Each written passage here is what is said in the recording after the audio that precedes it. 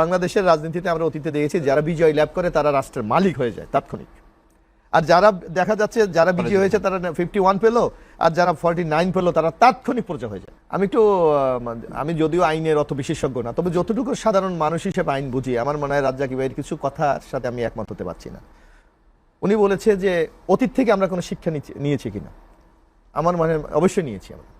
যেমন আপনি দেখবেন বাংলাদেশের ঐতিহ্যগত নির্বাচনের যদি আপনার পূর্ব ইতিহাসগুলি দেখেন, নির্বাচনের পর বিজয়ী দল এবং যারা পরাজিত দল হয় এদের মধ্যে কিন্তু একটা বাকযুদ্ধ চলে। নির্বাচন কারচুরি হয়েছে, নির্বাচন ইঞ্জিনিয়ারিং হয়েছে, কিন্তু this is the first time সবাই কিন্তু রেজাল্টটা মেনে নিয়েছে এবং কোনো অভিযোগ নাই।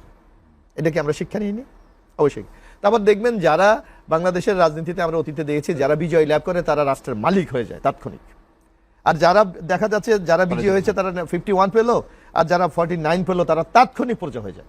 কিন্তু এবারই প্রথম দেখেন যে বিজয়ী হওয়ার পর জনাব তারেক রহমান আমাদের যিনি মাননীয় প্রধানমন্ত্রী, উনি কিন্তু যারা পরাজিত হয়েছে মানে অর্থাৎ নির্বাচনে জিতেছে কিন্তু ক্ষমতায় যেতে পারে নাই, সে জামাতের আমিরের বাসায় গিয়েছে, এনসিবির নাহিদের বাসায় গিয়েছে, চরমনের ইসলামী আন্দোলনের বাসায় গিয়েছে। তাহলে এটা কি আপনি অতীত থেকে শিক্ষার নতুন সংস্করণ না?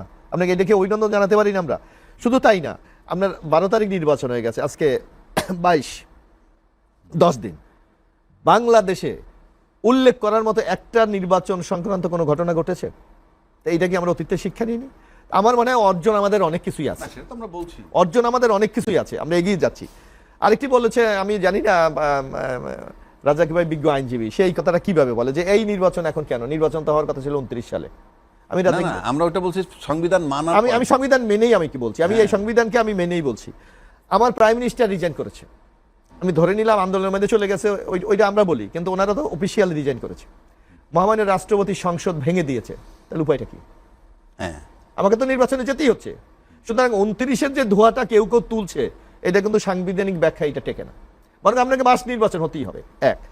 আরেকটি বলেছে জুলাই আন্দোলনকে আমরা ভুলে গেছি না। আপনি দেখবেন আমাদের মাননীয় প্রধানমন্ত্রী উনি কিন্তু জুলাই অভ্যুত্থানকে স্বীকার করেই হাদির কবর জিয়ারত করেছে, আবু সাইদের কবর জিয়ারত করেছে, যেখানে এই জুলাই যে স্মৃতিগুলি আছে সেখানে উনি কিন্তু সেই শ্রদ্ধা নিবেদন করেছে।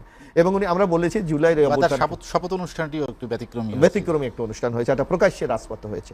হ্যাঁ, এখানে সংকটটা কোথায়? যে রাজ্জাকি ভাই যে সংকটটা বলেছে যে বিএনপি জুলাই এই যে গণপরিষদের, এটা আমরা শপথ নেইনি। আমি তো এই সংসদের একজন সদস্য, আমরা কনস্টিটিউশনকে ফলো করে কিন্তু আমরা এগিয়ে যাচ্ছি। হ্যাঁ, কনস্টিটিউশনের মধ্যে নানা প্রশ্ন থাকতেই পারে, কারণ এই সরকারটা কিন্তু 106-এর আদেশের মাধ্যমে হয়েছে, সুতরাং অনেক জায়গায় কিন্তু বিচ্যুতি আছে। কিন্তু তারপরও আমরা চেয়েছি যে নির্বাচনটা সাংবিধানিক কাঠামোতে হয়েছে, সেই কাঠামোটা বজায় রেখে আমাদের শপথের যে আর্টিকেল, নিশ্চয়ই দুই বিজ্ঞ অ্যাডভোকেট আছেন, সেখানে একটা শপথের একটা শপথ বলা আছে। আপনি এখন যে প্রশ্ন আপনি দেখবেন কিছু কিছু জায়গায় বিভিন্ন যারা আইনি এক্সপার্ট তারা কিন্তু বলছে জামায়াতে ইসলামীর এমপিশিপ নাই, কারণ তারা 2টা শপথ দিয়েছে। প্রথম শপথ যদি তারা নিয়ে থাকে, দ্বিতীয় শপথ নিলে আগের শপথের কার্যকারিতা থাকে না। আমি জানি না এটা আইনের ব্যাখ্যাটা কি, সুস্পষ্ট ব্যাখ্যা আমার কাছে নাই। তো এই সংকটটা তৈরি হোক, এটা আমরা চাই নাই। যার জন্য আমরা বলেছি যে আমরা প্রচলিত যে আমাদের শপথের বিধান আমাদের কনস্টিটিউশনে আছে সেটা আমরা নিয়েছি। এবং জুলাইয়ের যে কমিটমেন্টগুলি আপনারা দেখেন যে কমিটমেন্ট এখানে বলা হচ্ছে আমরা কি জুলাইয়ের চেতনা ধারণ করেন? অবশ্যই করি। আমরা যখন জুলাইয়ের এই আলোচনাটা হয় তখন আমরা কিন্তু 30টা বিষয়ে ঐক্যমত হয়েছে, বাকিগুলিতে আমরা নোট অফ ডিসেন্ট দিয়েছি। এবং আমরা যখন এই ঐক্যমত কমিশনের রিপোর্টটা প্রথম প্রকাশিত হয় তখন কিন্তু নোট অফ ডিসেন্ট তারা প্রকাশ করেছিলেন, কিন্তু যখন সিগনেচারের জন্য এটা রাজনীতি আহ্বান করা হয়েছে তখন এই তারা নোট অফ ডিসেন্টটাকে অ্যাভয়েড করেছে। আমরা কিন্তু তাৎক্ষণিক আপনার মনে থাকার কথা বা রাজ্জাকি ভাই বেলাল ভাই মনে থাকার কথা, বিএনপির পক্ষ থেকে বলা হয়েছে বিএনপির সাথে প্রতারণা করা হয়েছে, কিন্তু আমরা একটা বৃহত্তর গণতান্ত্রিক উত্তরণের সাথে এবং বাংলাদেশের মানুষের আকাঙ্ক্ষাকে ধারণ করে আমরা সেদিন কিন্তু স্বাক্ষর করেছিলাম। এখন আমরা কি বলছি? এখন আমরা বলছি জুলাইয়ের প্রত্যেকটি বিষয় সংসদে আমরা উত্থাপন করব, যদি সংখ্যাগরিষ্ঠতা এমপির মহোদয়রা এটা অ্যাকসেপ্ট করে অবশ্যই আমরা সেটা মেনে নেব। সুতরাং বিএনপির এখানে ধোঁয়াশার কোনো কিছু নেই, আমরা স্পষ্ট বলেছি পার্লামেন্ট সার্বভৌম, সুতরাং পার্লামেন্টের যে সিদ্ধান্তগুলি নেবে সেটাই আমরা আগামী দিনে বাস্তবায়ন করব। আমি আপনার কাছে আবার আসবো, আমি মোশাররফের একটু 1 মিনিট নেই, নাহলে পরে ভুলে যাব। উনি বলছে যে সরকার চলে গেল, সরকার চলে যাওয়ার পর সংবিধান মোতাবেক নির্বাচন। কারেক্ট। কেমনে? সরকার চলে যাওয়ার পর নির্বাচন হইতে হবে 3 মাসের মধ্যে। সেটা হলো 7ই নভেম্বর 2024-এর মধ্যে, যদি কোনো কারণ না হয় আরো 3 মাস পাইলে 7ই ফেব্রুয়ারি 2025-এর মধ্যে। এরপরে 2026-এর ফেব্রুয়ারিতে নির্বাচন, সংবিধানে নাই। আপনার এই মেয়াদ পার হওয়ার পর রাজনৈতিক দলগুলি যদি ঐক্যমত হয়ে, এখানে তো একটা বিশেষ ক্রাইসিস মুহূর্ত। আমি বলতে চাই, আপনি ওইটাও তো ধরেন রাজনৈতিক দল, এটা বিশেষ ক্রাইসিস, তো রাজনৈতিক দলগুলো যেটা ক্রাইসিসে গণভোটই করছে, এখন গণভোটে আপনার রাষ্ট্রপতির আইন মোতাবেক ওত নেবেন। যে মানে না সেটা তো আমরা তো মানি না, আমরা তো সেটা বলি না।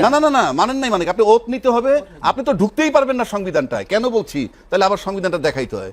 এই সংবিধান আছে 142-এ বলা আছে, 142 অনুচ্ছেদে, যে 2/3 মেজরিটি দিয়ে এই সংবিধান সংস্কার করতে পারবে, যেভাবে মন চায় সেভাবেই ধরতে পারেন। এটা তো আগেও ছিল, না রাখেন, কিন্তু ব্যতিক্রম আছে কোথায়? ব্যতিক্রমটা এখানে আছে, কাঠামোতে।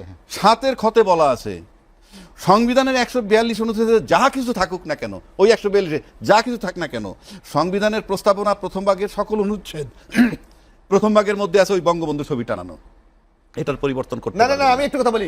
আপনি সংবিধান পরিবর্তন এখানে বলা আছে, সাথে আপনি দেখেন যে কোনোভাবে এই সংবিধান পরিবর্তন করা যাবে না। এটা কোন ধরনের গণতান্ত্রিক ব্যবস্থা? আর কথা তো সেটা না, স্বৈরাচারী ব্যবস্থা কথা হলো তো আমরা স্বৈরাচারী ব্যবস্থা। adjust করতে পারি আপনি না। তাহলে করলে কি হবে? আবার 7-এর 1-2 মোতাবেক রাষ্ট্রদ্রোহী মামলা হবে। এবং 7 বছর জেল হবে, সেটা বলে। হ্যাঁ, 7 বছর জেল হবে।